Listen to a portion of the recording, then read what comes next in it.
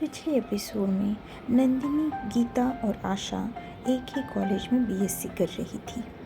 गीता के घर पे भी अब शादी की बात चल रही थी। समीर कुछ दिनों से नंदिनी से मिल नहीं पाया था। अचानक एक दिन वो नंदिनी को देखने के लिए आया और उसके बाद मामा सा से भी मुलाकात की और फिर वापस जयपुर चला गया। पर समीर के जाने के बाद नंदिनी ने पहली बार अजीब सा महसूस किया। अब आगे मामासा ने नंदिनी को एंगेजमेंट के बारे में समझाया। ये सोचते सोचते ही नंदिनी सो गई। दूसरे दिन फिर सबका रूटीन शुरू हुआ। समर सिंह की दुल्हन यानी आराध्या आज घर पर आने वाली थी, क्योंकि उसकी और समर सिंह की शॉपिंग बाकी थी और दोनों परिवार वालों ने तय किया कि दोनों दूल्हा दुल्हन को साथ में शॉपिंग करनी चाहिए, जिससे कि दोनों को एक दूसरे के साथ टाइम स्पेंड करने का मौका मिलेगा और उनकी मनपसंद शॉपिंग भी हो जाएगी। समर सिंह ने अपने साथ नंदिनी को लिया था। आराध्या के साथ कोई नहीं था। तीनों ही शॉपिंग के लिए निकल पड़े। नंदिनी जानबूझकर दोनों को अकेला छोड़ रही थी ताकि वो दोनों एक दूसरे से बात कर सके, लेकिन वो दोनों थे कि बात ही नहीं कर रहे थे। नंदिनी कुछ देर तक दोनों को देखती रही और उसके बाद उसने सर पर हाथ मारा और उनके पास जाकर कहा कि मैं आपके साथ आई ताकि आप लोग सिर्फ एक दूसरे की कंपनी एंजॉय कर सके और मैं आपकी मनपसंद शॉपिंग कर सकूं। लेकिन आप दोनों हैं कि बस साइलेंट मोड पर हो। वो देखो, वहाँ रेस्टोरेंट है, वहाँ पर जाओ और गप्पे लड़ाओ, जाओ।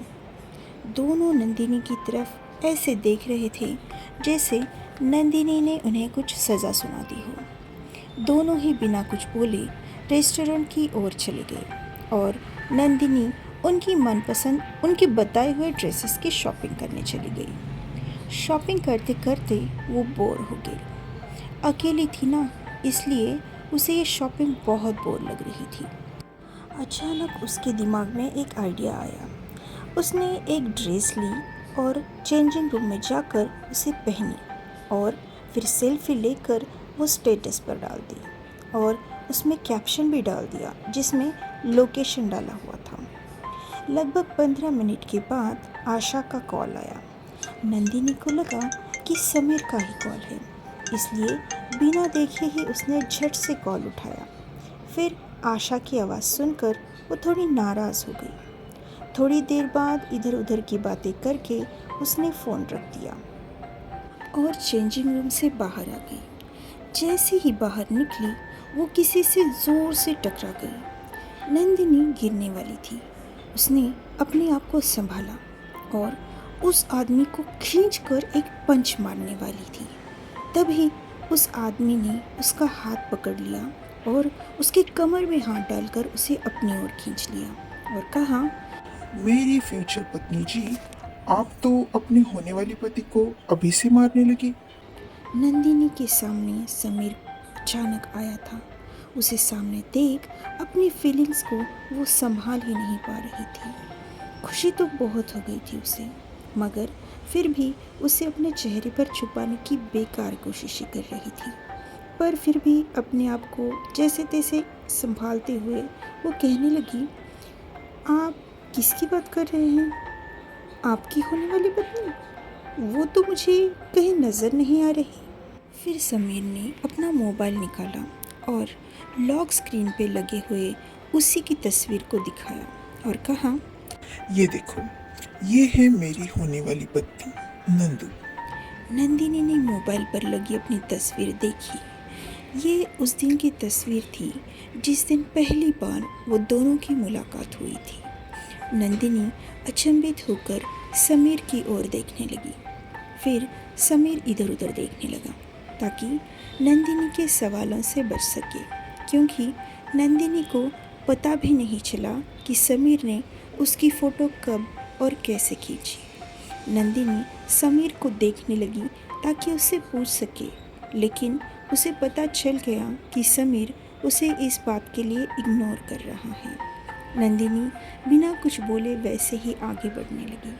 समीर एकदम से उसके सामने आया और कहा, नंदू, क्या तुम्हें खुशी नहीं हुई कि मैं यहाँ हूँ, तुम्हारे सामने, तुम्हारे बताए हुए लोकेशन पर? नंदिनी को एकदम से याद आया जो व्हाट्सएप पर अभी थोड़ी देर पहले उसने स्टेटस लगाया था। उसने कहा, एक्सक्यूज़ मी मिस्टर समीर, मैंने आपको कौन सा लोकेशन सेंड किया था बताओ।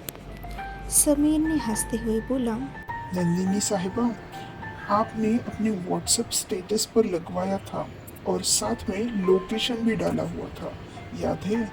और मुझे पता है वो सिर्फ मेरे ही लिए था। इस पर नंदिनी ने अपनी आंखें घुमाते हुए कहा, आपके लिए? आप हो कौन मेरे जो मैं आपके लिए स्पेशली स्टेटस रखूं? ये कहकर नंदिनी वहाँ से दूसरी ओर चली गई।